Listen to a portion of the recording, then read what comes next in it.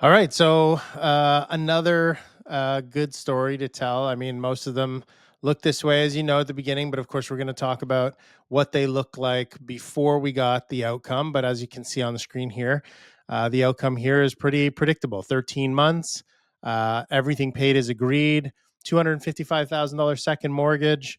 It went pretty much exactly as expected. And this is what happens for most of the loans that we do. It's actually rare that we have something go differently, and even more rare that it becomes dire. So really good performance here.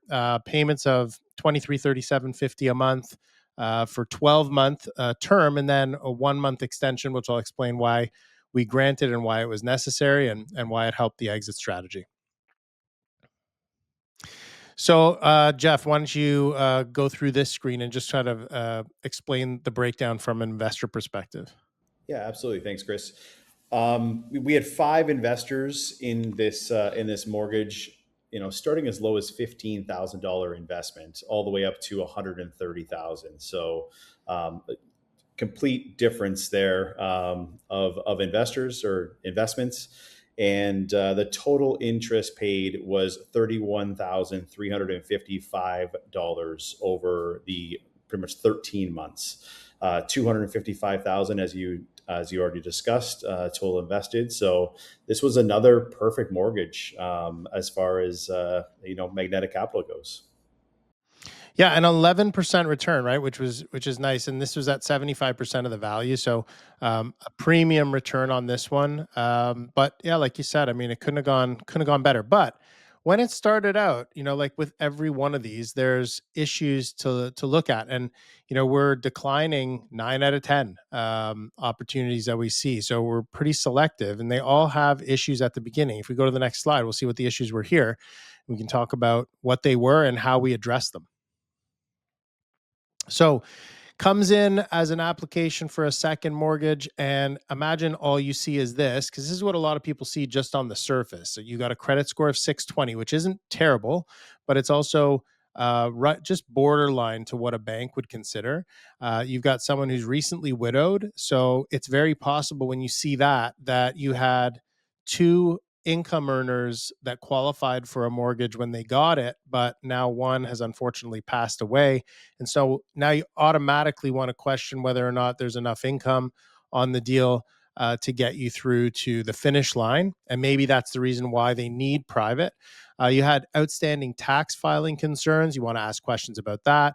You have credit facilities that are near their limits. So there's a story here, and you kind of got to dig in and find out what the story was. You got a rural property in Prince Edward County, which, if you don't know where that is like Kingston, Belleville area. And then there's an old mortgage registration that hadn't been discharged yet. So that's a problem before you put your own mortgage on title. So you have to address that. And we have estate and survivorship issues. As I said, one of the two owners of this property passed away recently, just before we got the application. So on the surface, you see kind of a lot of red, right? And that's not abnormal. That's absolutely normal. Otherwise, they wouldn't be coming to a private lender for a mortgage, which means you wouldn't have an opportunity as an investor to make a return. So you kind of got to look at this. We say this every time. You kind of got to look at this and say, okay, well, are these issues addressable? Are they fixable? Can we create a structure where the borrower can make the payments and get through the term? Can they exit and go back to a bank? Remember, we're short-term money, right? There's no such thing as a cheap private mortgage. So it's very costly. And so short-term makes sense. The longer it goes, where you can't get back to a bank and get back to those bank financing rates, the tougher it is, and the less it makes sense, right? So that's what we have to evaluate. So let's take a look at how we did that. So separating everything into what we like and what concerns us helps when I'm telling a story like this, to give you a sense for exactly how we looked at this. What we liked, well, you got an appraised value of $1 million, and you're looking at there was a first mortgage here in place, is about 492,000, and the ask was 255. So if you add those two up, your exposure, being in second position, is about 75% of the value, about $750,000 total encumbrances once our mortgage is in place. So that's how we look at it, right? So we say, okay, what would it take to, if we had to sell the property, what would it take to pay us back and make sure we got our $255,000 back? And keeping in mind that we'd have to pay all of the first mortgage first before we get a penny back of our second mortgage. And that's part of the reason why the rates are higher when we put second position money out. You have stable employment. This person was a bank manager at Scotiabank.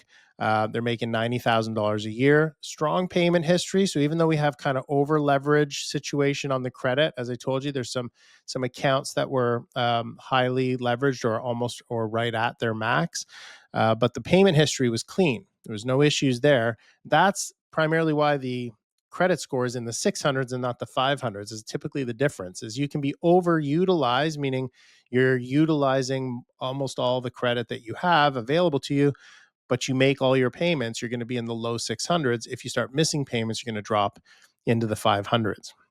Significant available equity, 25% buffer. That's very good for us in the private world. You want to stay in that at least 20% buffer, ideally 25 or 30. Our average is just over 30, just under 30%. And then you've got a fully funded interest reserve available. So there was enough money in this deal that we could prepay all the mortgage payments for a year, which is obviously going to address one of our three big pillars, and that's the ability to pay. So if you take that out of the equation, now you really just have to look at how strong is the collateral and is there a way out. So in this case, there was a viable exit strategy, we thought. So those are the things we liked. What concerned us, though, right? We have estate complications. So you got a spouse who's on title who just passed away or recently passed away. There's a process that has to, that the surviving spouse has to go through to get the property into only their name. So we had to think about that, and sometimes that's not an obstacle; it's just a delay. Like it takes time to go through the legal process. When we evaluated this application, I remember he had not filed his taxes. Let me tell you a story. So when they came to us, the way they presented this was, look, she was diagnosed with a terminal illness, and when she was, and they knew she only had limited time to live, they basically made a conscious decision to just live out her days traveling and really not worrying about things like finances and the mortgage and credit and this kind of stuff. And I guess what happened was he, in his mind, made a decision that this is stuff he would clean up afterwards. And sure enough, that's what happened. The problem there is the banks don't necessarily look at things the way we do, right? So you have a very sort of rigid box you have to fall into. He worked for Scotiabank. So if he could have gotten a bank mortgage, it would have been with them. He did get a first mortgage with Scotiabank. It's just that when it came time to start cleaning things up, he wasn't able to qualify on his own to get enough money to clean everything up. And as a second mortgage, we build interest reserves. Banks don't. So building an interest reserve allowed him to get runway, gave him a year essentially with no payments, and we were able to clean up everything else. So you look at outstanding tax filing requirements. He hadn't filed his taxes. Now, the good news is we're able to do some flexible things here. And what we did is we said, okay, we're pretty certain with somebody who's on provable income, meaning they're getting a T4 every year from a company like Scotiabank, we can tell what the income is. We know taxes are deducted at source. We might not have done this with somebody who's self-employed because we don't know what to expect. They might file the outstanding years of taxes and find there's a massive bill and they don't have the money to pay it. But in this case, we felt reasonably certain that he wouldn't owe any money. He'd paid the taxes through his employer, but he hadn't filed them. So we put it as a condition for him to file his taxes within 90 days of getting the mortgage. So it was what we call an ongoing condition. So there's two different types of conditions in a mortgage. One is conditions precedent, meaning conditions before we advance funds to them. And then there are conditions ongoing, which is conditions they must satisfy during the term. And so that was how we dealt with the tax filing requirements. So I think he was 2 years behind, and he needed to catch up and bring those filings up to date, which he did. There was an old mortgage registration still on title. So sometimes when you have a mortgage that discharges, the legal work isn't done properly and it still appears there. Now, it's not necessarily an impediment to us, but it is a risk that we have to check and make sure that mortgage was actually paid off, and only the legal work is required to formally discharge it.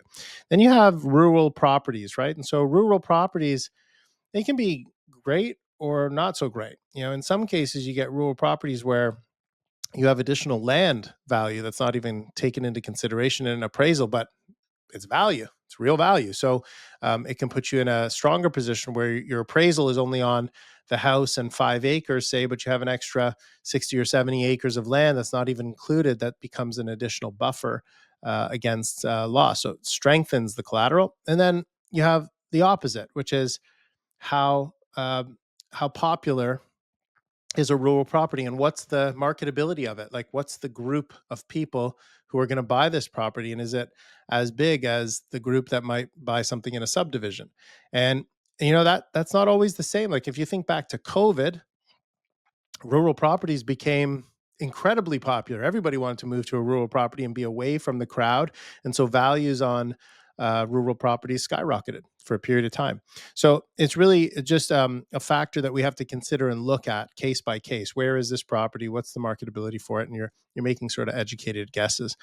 And then potential for debt reaccumulation. So anytime we do a debt consolidation, you have to consider what might the borrower do after you pay out all the debts. It's always possible that they run them right back up. And so we try to assess what the history of the person managing their debts is. So we look at the credit back a few years and see, is there a pattern? Was this a one-time problem? And we could see from this bureau that this person, it kind of matched the story that, like, at a certain point when she became diagnosed, everything kind of fell to the wayside from that point until the time she passed. And so it all kind of matched. But prior to that, it was clean. There was no issues. Okay. And then again, we've already talked about, but the recently widowed borrower is an issue you just have to deal with from a legal perspective. Also needed to make sure that the story made sense and so on, and everything seemed to add up. So those were our concerns.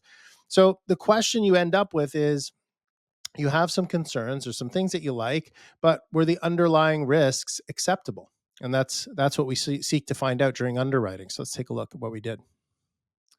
So first thing we do, start verifying things. Employment, we can confirm it. It's with Scotiabank, and there's no real challenge in confirming that. Pay stub, job letter, right? And then income, obviously on the pay stub or your tax information. In this case, we didn't have tax information, but we did have a verifiable employer, and we're able to tell exactly what the person is earning and confirm that.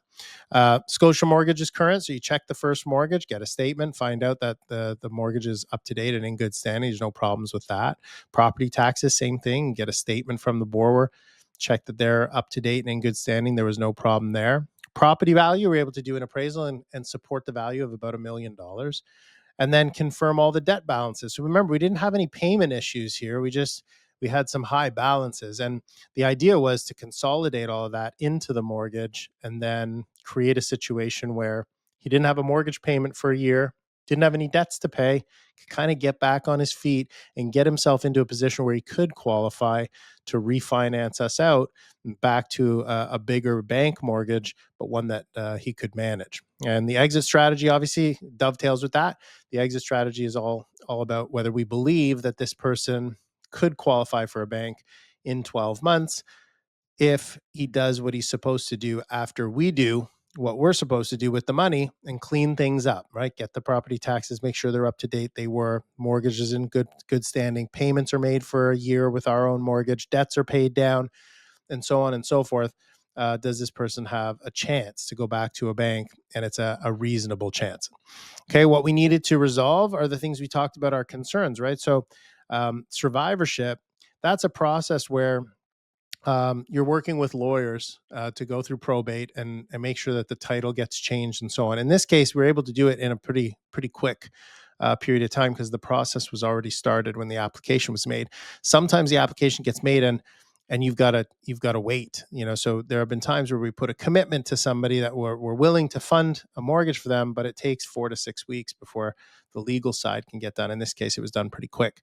The historical mortgage discharge, well, once you run title check and you can find that mortgage is there and it hasn't been discharged, then it's just the lawyers doing some work to dig in and make sure that mortgage was actually paid off. They can confirm that, and then do the legal work to remove that from title. So we're able to do that.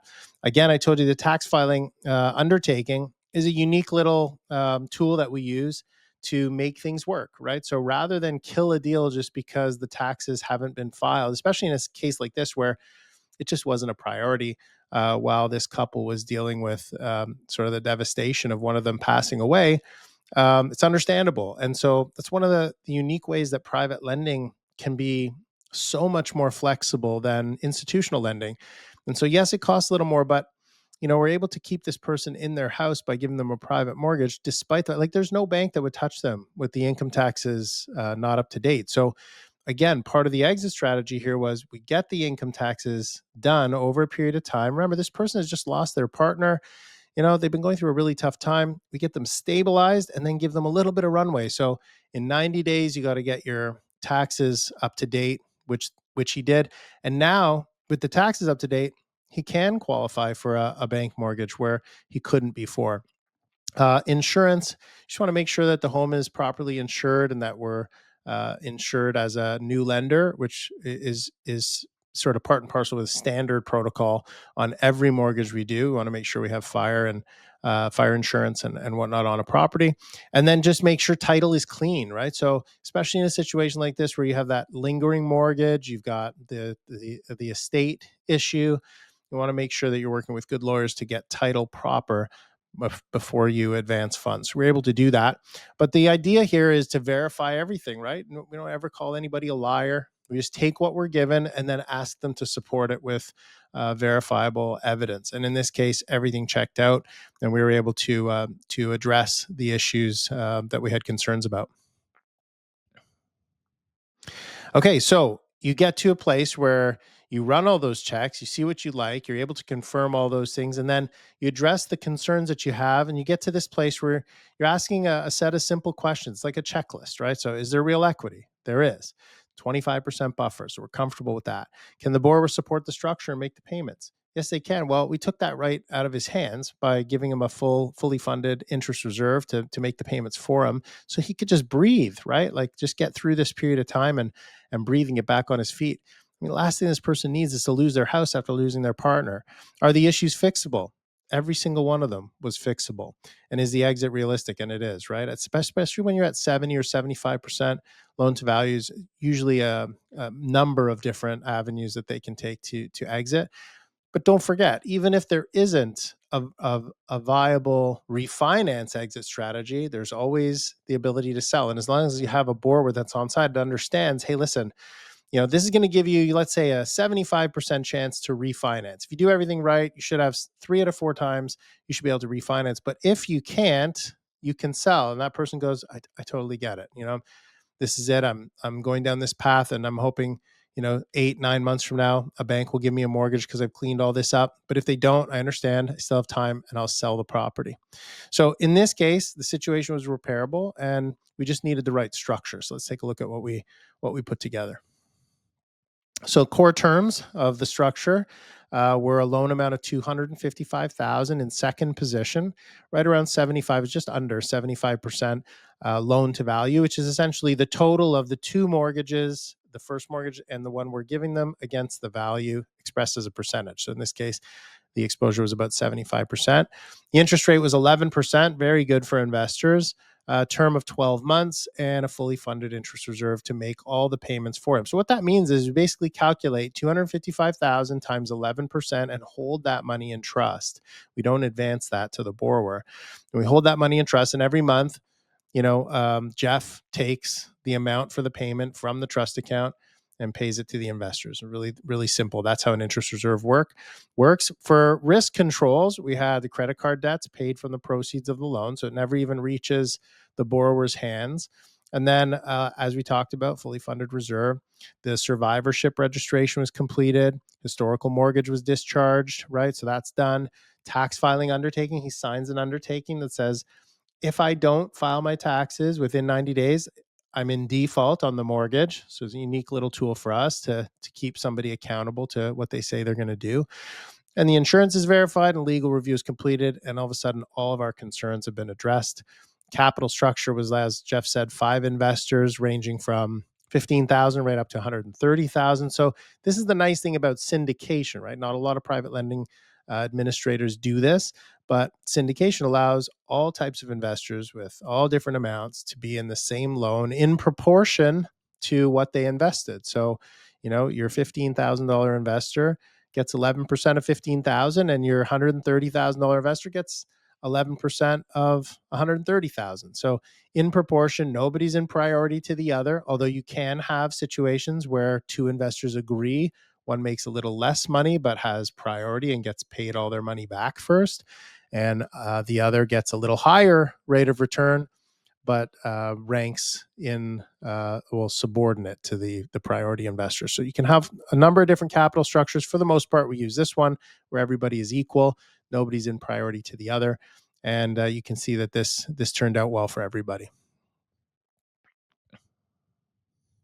Okay, so this is one of the most important parts of the process. Okay, so I've talked to you all about getting into the mortgage, underwriting it, looking at our concerns, and so on. But the investment, from an investor's perspective, isn't a success until you get your money back. And so at Magnetic, we spent a lot of time in the last 3 to 4 months going through a set of protocols we call maturity protocol. And essentially, what it is a process that we follow to get in touch with the borrower, find out where they're at. Do they need an extension? Do they need more time? Are they working with a broker to execute the refinance strategy? If the strategy to exit is selling, have they listed the property?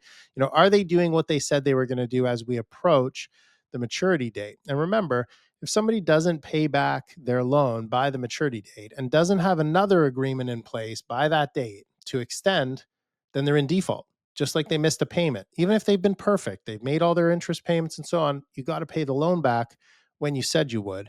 And so over the course of those last 4 months, we work very hard to get in touch with the borrowers, talk to them, explain their options, explain the deadlines, explain the consequences. And as we get closer to maturity, the options shrink. There are less and less options that you can take advantage of. So we try to promote the urgency of making decisions. Because if somebody wants an extension, they may need an appraisal. That's going to take a week. There's going to be conditions to satisfy. If they want a renewal or a refinance, all that applies. You got to get that done in advance. So in this case, maturity protocol began in January of 2026. And what the borrower told us is that he was working through a refinance with a mortgage broker. And so we look at the credit bureau, right, as a check to see how's this person doing. We find out the credit score improved by over 100 points. So he hadn't run back up the debts. He'd done a good job. And so we're thinking a refinance is very viable. So we kind of let the process take its course. We're in February. And remember the maturity date in this one, I think, if I'm not mistaken, was March or April.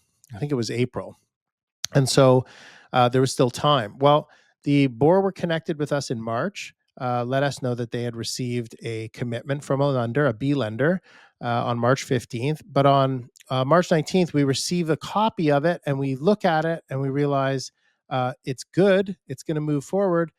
But just before the end of the month, we find out, it's not going to close on time. So it's not going to be, the funds for the new mortgage are not going to advance until after the maturity date. So in that case, what we do is we just sign a short 1 month extension with the borrower. And our 1 month extensions are all conditional on either a sale agreement in place. So there's already an agreement of purchase and sale with a closing date that's after the maturity date, or there's a refinance with another bank like this one, where we've got a signed copy of a commitment from another bank for enough money to pay out our mortgage. And so we have certainty, right? And we have people whose job it is just to verify those two things before we offer an extension of 1 month. So we offer the 1 month extension. Sure enough, in April, I think it was about 20 days in, or was it May? It was May.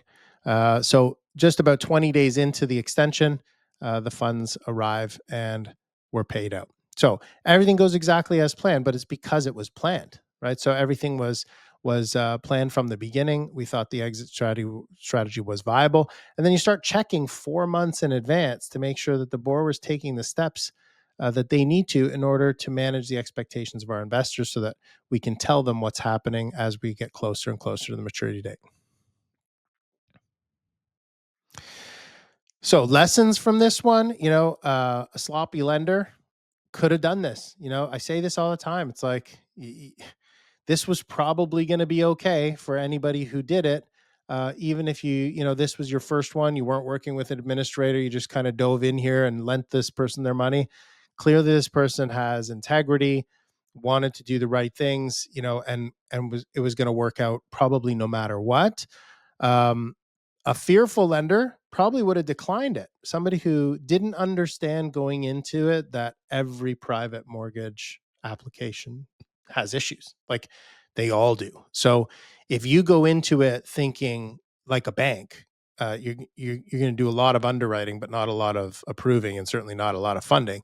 But there's a way to do these loans safely. If you have good collateral and a good buffer, then it's just a matter of finding out whether or not the issues that you find on this deal are fixable. And of course, in this case, it was they were all fixable, and we were able to put a structure in place that managed all of that to make sure that we dealt with the concerns, and that we laid out a structure that made it possible for the borrower to exit. So all in all, this is a win-win-win. Everybody wins, right? The borrower wins. They stay in their home, eventually get back down to bank financing rates over after 13 months. So if you look at what the borrower paid to get back into a situation where they're financed entirely by the bank, I think it was, what was the number, guys? The total interest paid here? It's like 30,000. Yeah, 31,355, right? So you look at this. This is so important for borrowers and investors and brokers to know. It's like, well, you guys are homeowners, Nick, Jeff. How easy is it to spend 30,000 fixing your roof? And snap your fingers and it's gone. Right? You could redo the windows on your house for 30 Gone. grand. You could redo the driveway or the landscaping for 30 grand.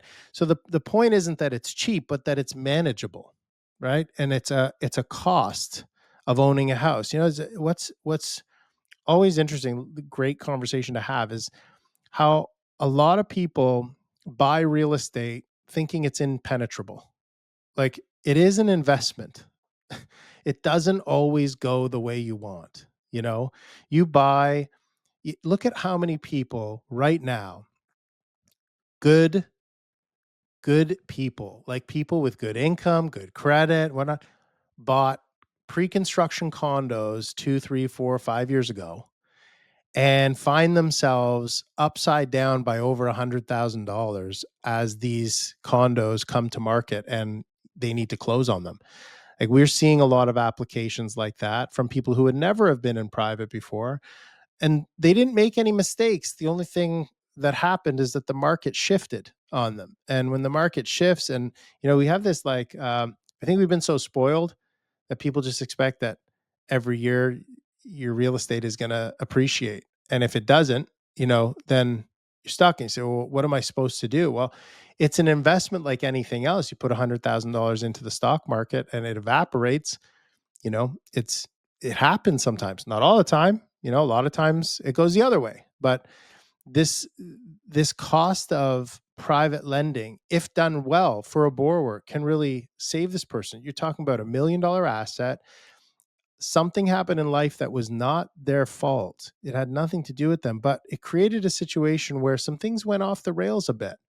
And suddenly they fall outside the box of bank lending, which in and of itself is small, right? Like it's like a bullseye on a dartboard. It's you got to be pretty good. Check all those boxes. And if you fall outside that because something happened in your life, well then, you need a private mortgage. But when it's done right, the cost here is $31,000 to manage to keep $1 million asset. So ultimately, this is exactly what private lending is for. And it's up to us to pick out the ones that are salvageable and be honest with the people when we see an application that's not salvageable, where we don't think they can make the payments, where we don't think they can get back to a bank, to tell them, hey, listen, you should sell now, because the longer you do this, right, somebody will probably lend you the money. Someone may be less ethical than us or less willing to tell you the truth. But 9 out of 10 times we're telling people, I don't see the plan here. I think you should take what's left and go. Like sell it, take the equity and start again. That's the best advice you can give a lot of people. But that 1 out of 10, right? That looks like this at the end of the day, when you look back and you say, well, so what happened here? Well, he borrowed 255. He did it for 13 months. He paid $31,000 to do that. And what he paid for was flexibility, right? He paid for a bigger box, which he fell into for us. And then he was able to go back to the bank and keep the house and keep the $250,000 of equity and start building on it and going the right direction. And it really just kind of band-aids a point in life that was really rocky for this person. That's the idea. That's the point of private lending. And so you can see, like, for our investors, sometimes the biggest challenge is I want another loan and I got to wait for 30 days or 60 days or 90 days because we need to see enough applications. That's the whole challenge for us. Can we get enough applications that we can get, enough 1 out of 10s to fund enough mortgages safely that can feed all the appetite of all the investors. So that's if that lands, then you understand how it all works. And this is it's an opportunity when one comes along that you can invest in and get that 11% for 13 months. That's a windfall. Does it make sense? Makes sense. So I love stories like this. This is a feel good story for the borrower when you think about what they've been through, and to be able to send them back to the bank in 13 months with very little damage is, that's the ideal. When I've gotten 11% deals, I've never received one that wasn't 80% loan to value. What was the the offsetting risk that bumped this up to 11? It's a number of things. Primarily the location of the collateral. So the further we get out from a metropolis, or when we're getting into rural properties and whatnot, typically you're going to pay a little bit of a premium. And so at 75%, that's kind of a break point for us. You see a lot of second mortgages at 75% that'll go out at 10. But when you're dealing with a property that's in a more difficult location to sell, it may take more time to sell in a default situation. We're charging for that risk. Yeah. And it really is like, there's other factors that go into it. You look at competition, right? How much competition do you have for this? We're very well priced in second mortgages. You see a lot of second mortgages going out at 12 or 13, even 14 or 15%. And the reason we don't, like, the pricing is arbitrary. We could charge whatever we want, but I think I've told you this before, Nick. It's like there's a point where you have to ask yourself, who can sustain the payments? Like, remember, ability to pay is a big piece of the puzzle. And you get into 13s and 14s and 15s, it becomes very difficult for people to sustain. Remember, he's paying a first mortgage, and then you got a second mortgage on top of it. And if your second mortgage is $250,000 and you're paying 13, 14, 15%, it can get away from you pretty quick. And what it does is it raises the risk of default. So we're always trying to price things to get, like, to optimize the return for an investor without adding more risk just by pricing, right? Like, you can price yourself into a default. We need that. Investor D needs that 130K to come back. That's right. That look, if you do this for 10 or 15 or 20 years, you're not going to miss the extra 1%. You're not. But if you have one loan that you priced too high and it caused a default and you lost money, you're going to remember that. You're going to remember that a lot. So you got to remember that for every $100,000 you lend, 1% is $1,000. So how much more risk do you want to take for an extra $1,000? It's I'm good. very simple, right? I'm good. Yeah. So if I say to you, my hey, principal back. I can get you 9. I can get you 9 all day. You never lose sleep, and you're at 65% loan to value on a second mortgage. Or we go to 75% for an extra $1,000. And be like, yeah, I'll take the 65. Yep, I'm good. Right. I'll take the less sleepless nights. Nice. Well, happily ever after on both sides. Yes, this was a good one. So until next time. With that said, happy lending.